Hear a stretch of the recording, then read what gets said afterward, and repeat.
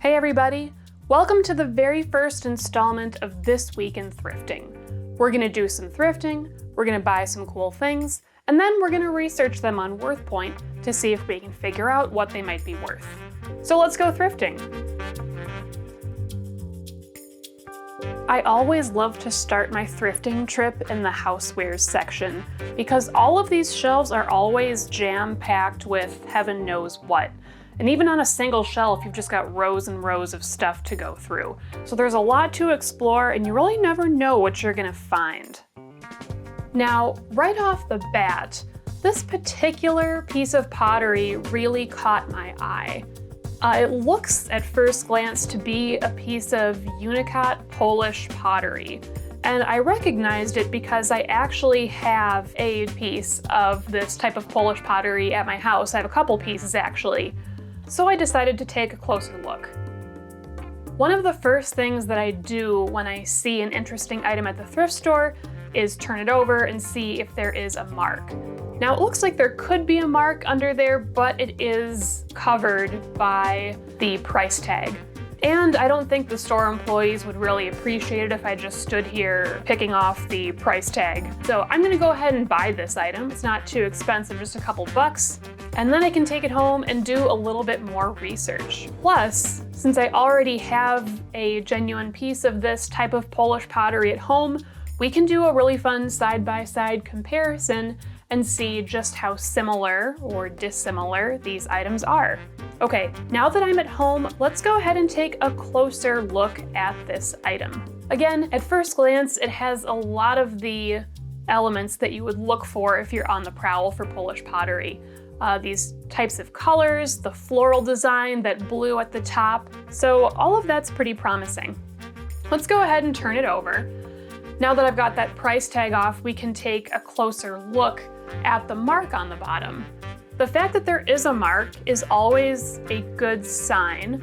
However, there is a lot that we don't know about this mark. So let's go to WorthPoint and let's do a search in their marks tool.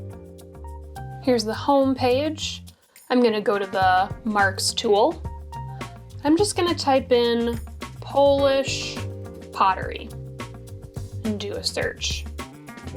Now we've got a couple of results that come up. I'm gonna go over to this one on the far right, just because that little coffee pot symbol looks kind of similar to the one that is on the pottery that I found. Now, as we are looking closer at this mark, one thing that's standing out to me right away is this little tiny bee. You can see in the middle of this little coffee pot symbol, there is like a castle maybe underneath, and then this letter B in there as well. Now with the pottery that I got at the thrift store, there is no little bee inside that coffee pot outline, and also that little castle isn't in there either. It's just kind of like an empty jug. So that isn't a great sign. That makes me wonder if this is actually an authentic piece of Unikat pottery. But let's do a little bit more digging. Let's go over to the dictionary. If we click on it here, we're still doing that search for Polish pottery. And we have a couple different hits. I'm gonna click at the one that's on the very top. Now we can do a little bit more reading about this particular type of Polish pottery. We can see some more examples, which is helpful.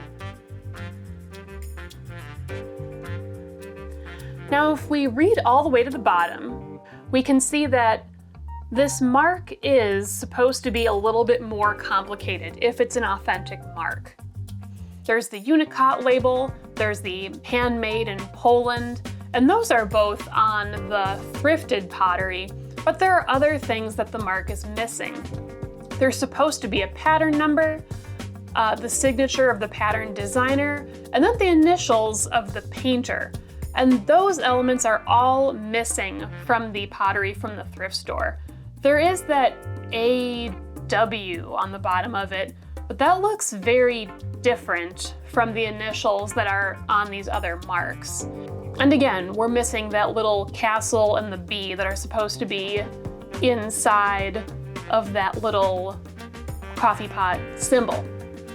So because those elements are missing from the mark, that makes me suspect that this is not an authentic piece of Unikat Polish pottery. Or if it is, it might be one of the very low levels of quality. As we can see from this article, there are multiple Unikat quality levels. As the level number goes up, so does the intricacy and the quality. So maybe if this is a genuine piece, it's just a lower level of quality. However, I suspect that this is actually just a replica. Now that we've done our research at WorthPoint, let's go ahead and examine the two pieces of pottery side by side. Now on the left, that's the thrifted pottery that I purchased today. On the right, that's the piece of Unikat pottery that I already own and one that I know is genuine. As we're taking a closer look at them, it is easy to see how at first glance these would be similar. They have similar colors, a similar floral design. We have the blue along the edge on the top. However, if we really look close, we can see that these are actually very different. On the right, if we look closer, we can see a lot more intricacy and detail in the execution and in the design.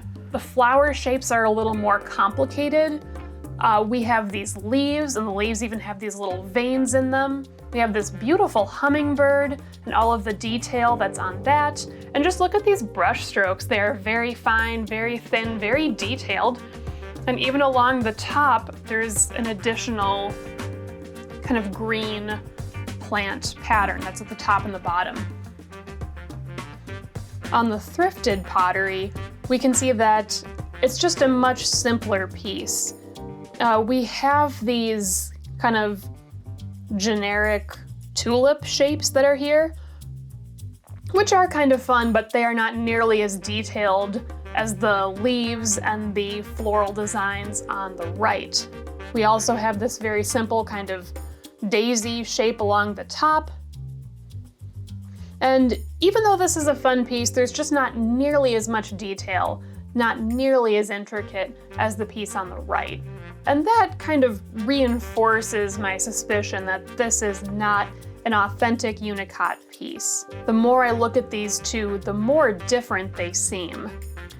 But this replica is still fun. It only cost me a couple bucks, and honestly, it was worth it just to do this side-by-side comparison. I now have a much better understanding of what types of marks I should be looking for if I want genuine Unikat pottery, and I have a much better sense of the designs too. I know now to look for those more detailed designs and for those really fine brush strokes if I want to get the real deal. So the learning alone was worth the couple bucks that I paid for the thrifted pottery. And this isn't the only thing that I bought on my recent thrifting trip. Visit WorthPoint's social media platforms to see what else I found and to find out what it's worth. Until next time, happy thrifting.